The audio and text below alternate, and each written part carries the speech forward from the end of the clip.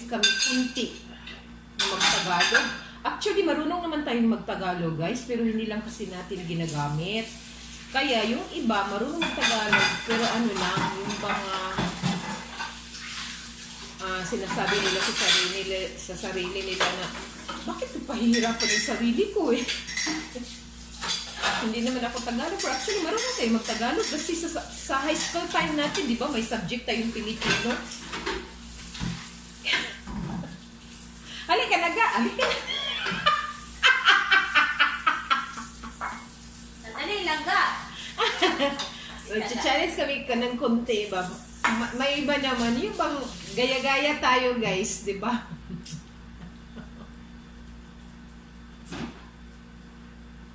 Yung binili ng ama ko na saging. Sarap na klase ng saging pero lang, medyo na overripe na siya. Taglis na. Bakit sinabi mo na overripe yan? Kasi over kasi Lata eh. Tama lang Kaya sinasabi ko overripe kasi na siya, Tama, nalalanta na siya.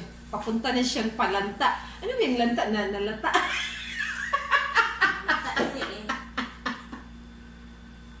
Tama naman yun. Hindi naman yun overripe. Kasi, yung mga binibili niya na saging, kasi gusto ng papang ko na kumakain na may saging kasi masarap daw yung kain niya. Kaya minsan nakalimutan namin bumili ng saging kasi yung namin, pera budget pa, good for sa mga gulay lang. Kaya gusto namin bumili ng saging, kaya lang nasi-short yung budget namin. Kaya sabi niya na, sarap ng kain ko pag may saging. So sabi ko sa kanya, bumili ka ng saging kasi gusto mo palang kumain na may saging. Sarap pala ng kain pag may saging. Sinabihan ko siya na yung papang ko na, bumili ka ng saging, huwag ka ng dyan. Reklamo dyan. Lumabas ka na. Yung papang ko, hindi namin sinasali sa namin. Pero actually, sabay kami kumakain. Nandun lang siya sa pad niya kumakain kasi mas mabuti din yung makalantaw siya. Maka-overview siya while kumakain. Maka-overview siya dun sa sinasabi kong maliit na garden ko doon sa namin. Doon sa labas ng bahay, may maliit na garden ako. Hindi nga lang natuloy yung sinasabi kong yung bang tinanim kong alugbati doon. Ano pa yung Tagalog ng alugbati? Spinach. Hindi nga lang, kind of spinach. Water spinach. Kuan man dito, kangkong man dito sinasabi nating water spinach. No? Spinach mo na ako. Spinach ba yan talaga yung alugbati? Bate. Niya. Hindi na nga natuloy yung sinasabi kong gagawan ko siya ng yung niya, malalatayan, ano ba yan sa Tagalog. Hindi nga natuloy dahil kaso nga, kasi yung in charge doon sa tagaputol ng ng kawayan, na disgrasya siya, and then wala siya ngayon doon, nagpunta sa ibang lugar. I think sabi ng auntie niya, nagpunta siya sa Cagayan de Oro, doon siya na-assign, may trabaho siya doon. So hindi na tayo basta-basta makabili ng kawayan niya. Sa sino pa naman ang ipapuputol ko ng kawayan, yung ama ko hindi naman pwede kasi magputol ka ng kawayan na hindi yun basta-basta, kailangan mag-iingat tayo kasi yung kawayan hait yun ang hait. Matulis? Di ba yung matulis yung tumoy? Ay, ewan. Salamat. Di ba marunong naman pala Pwede din. mo tayo mamagtagalog eh. Yun nga iba dyan parang bulol na bulol, pinahihirapan ng mga sarili niya. Mga sarili nila. Nagtatagalog. Kasi daw, para maintindihan ng ibang manunood kasi yung mga nanonood, nag-view sa mga vlog natin, mga Tagalog. Pero nga lang, kasi, para bang sinasabi ko sa sarili ko na, bakit naman gagamitin natin yung mga lingwahe na hindi natin ginagamit? Parang hindi natin sariling lingwahe. Sabi ko, bakit pahihirapan ng sarili? Anyway, kung hindi nila maiintindihan yung mga sinasabi natin na magbibisaya, marami pa namang mga Bisaya din sa buong mundo, no? Kung saan sulok ng mundo, marami din namang mga Bisaya na maka-view sa vlog natin, na makaintindi ko ano mga sinasabi natin using our original lingwahe Bisaya. Well, di ba? Marunong din naman pala. Na ano ko sa sarili ko na marunong din naman pala akong, nakasit akong magtatagalog. Although lang, may mga Tagalog words na parang bakikaw. Ano ba yung bakikaw? Parang sabi ko, parang hindi siya bagay sa sabihin. Kaya nga,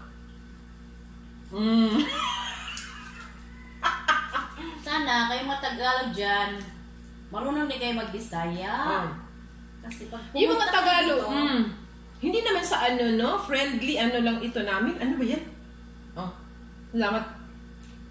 Friendly advice lang naman namin to, Oo. no? Yung mga Tagalog, yung mga purely Tagalog. Pag na-experience namin to kasi, kaya sasabihin namin sa inyo, no? A friendly advice lang po to, guys, no? Hindi kami, hindi namin inaano yung mga purely Tagalog. Kasi siguro sabi din sa sarili nila na, bakit namin pahirapan ang sarili namin? Parang ganyan din, katulad din sa atin ng mga Bisaya. Nga ato mga lisod-lisuro ng atong kaugalingon nga dili man ta para dili man na nato lingwahe, dili man ta mga Tagalog. So manang based in our experience, no? Anong punta kami ng Manila, anong taon yun? Sasabihin ko muna sa akin punta namin sa Manila, sinasamahan namin yung sister-in-law namin kasi may problema kasi siya noon, yung health niya. So, doon siya uoperahan sa Manila. Walang ibang mag-ano sa kanya, mag-care, no? So, pagpunta namin ng Manila, andun na, kami na nag-a-adjust. Kasi syempre yung mga tao dun, yung mga nasa paligid mo, mga Tagalog, yung mga kasama mo sa bahay doon, mga Tagalog. So, kami ang mag-a-adjust para magkaintindihan tayo. Parang ganun. So, nagtatagalog kami kahit ano, no? Kahit para sa sarili namin, nahihirapan kami magtagalog, guys. Hindi naman mahirap sa Tagalog.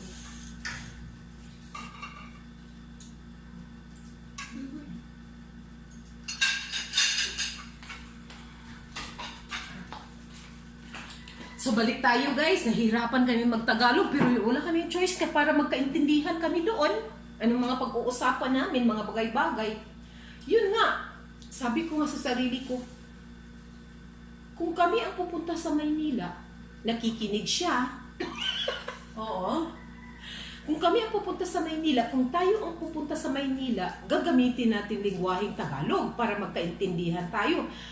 Pag sila naman ang pumunta dito sa Mindanao, especially dito sa Cagayan de Oro, then dito sa Bukidnon, magtatagalog pa rin sila. Tayo pa rin ang mag-a-adjust para magkaintindihan. Di ba, masasabi nating unfair, dapat sila magbisaya. Magbisaya sila, kasi nandito sila sa atin eh. Di ba? Para naman at least, para fair, matuto din silang magbisaya, di ba guys? Pero yung iba, tinuturuan nilang magbisaya yung mga Tagalog.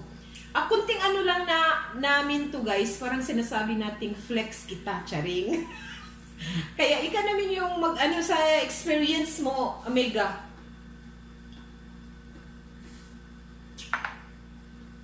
Ano?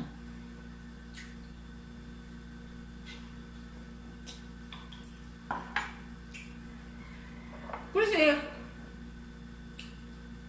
may pinapanood din kaming mga channel na mga katulad din namin mga Bisaya. Pwede ako magtatagles, pwede ako mag-Bisaya English kasi kahit papaano may natutunan din naman tayong mag-English kahit hindi yung mga malalim na English, mga basic lang. Marunong din tayong mag-English kahit kahit ano lang yun. Mga basic din na yun bang naiintindihan din natin? Kasi mahirap magsalita na hindi mo naiintindihan. Ikaw nga mismo, hindi mo naiintindihan yung sinasabi mo. Ano na kaya yung nanonood sa'yo, di ba guys? So, May pinafollow. Hindi ko siya pinafollow. Nag-view ko lang yung channel niya. Bisaya din siya, katulad ko. Sabi nga nila, magtatagalog kasi para maintindihan sa mga viewers. Hindi naman lahat viewers nag-view sa natin, vlogs. Sa channel natin, mga Tagalog. Mayroon din namang Bisaya. Kaya, pure na nagbibisaya ako kasi para diretso-diretso na. Hindi tayo magtatanong sa natin, sa magtatanong tayo, ano ba yung Tagalog sa ano? Kaya, sabi ko sa yung binuview kong channel, sabi ko, ba't pinahihirapan yung sarili niya? Bakikaw talaga yung pagtatagalog niya. Ba't pinahihirapan yung sarili niya? Sabi, magbibisaya na lang kasi siya. Kasi Bisaya yung tunada niya. Pero anyway, HP naman yun. sa kanya naman yun eh. Nagtatrabaho din naman siya, nagtatry siyang magtagalog, okay lang. So, ganun lang guys. Sa off-cam, sinasabi ko sa kanya, why not magta-challenge tayo para bang gaya-gaya? Why not magta-challenge tayo magtagalog? Kaya yun. Ngayon, naisipan ko kasi wala kaming magawa ngayon. Maginaw kasi dito sa namin ngayon. Maginaw. Wala kami masyadong gagawin ngayon. Mga lang siguro, mga follow-up na paglilinis, parang ganun lang. So, pwede pa kami magbabad dito. Pwede ko itong i-separate ko lang ito pag-edit. Gagawin kong part 2. Kaya yun. Anyway, may kanya-kanya naman tayong mga mga prinsipyo sa buhay. Ako nga akala ko hindi ako makatuloy-tuloy na magsalita ng Tagalog. Bakit wala hindi? Kasi, hindi naman tayo mga Tagalog eh. Marunong tayo magsalita ng Tagalog. Buti ba nga dito tayo, Mindanao, marunong tayong Tagalog, Bisaya, English naman. Pwede din. Oo. Pero yung mga Tagalog, pumunta dito, kita ka mag-adjust. Tapos ganun. Easy lang sila sabihin, hindi ako makaintindi ng Bisaya. Oh, my goodness. Yeah. Tapos, pag pumunta ka doon sa Manila, tingin nila sa Bisaya, pumunta na kami nos. Minamaliit yan. Oo, minamaliit ang taga Mindanao. Doon Yung iba? Oo. Yung iba yan ang iniintindi nila. Yeah, doon sa Manila, pag Mindanao ka, minamaliit ka, pero hindi nila alam na